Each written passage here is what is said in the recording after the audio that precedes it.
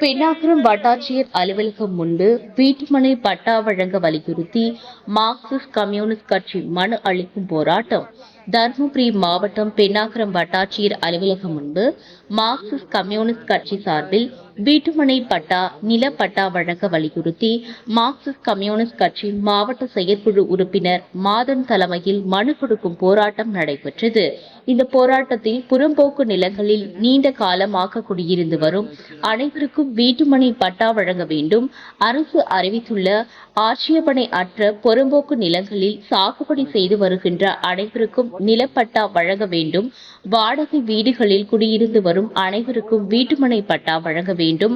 வன புறம்போக்கு நிலங்கள், மேய்ச்சல் துறை புறம்போக்கு, நீர்பிடிப்பு இல்லாத வழக்கொழிந்த நீர்நிலை புறம்போக்கு ஆகிய நிலங்களை வகை மாற்றம் செய்து நிலப்பட்டா வழங்க வேண்டும்.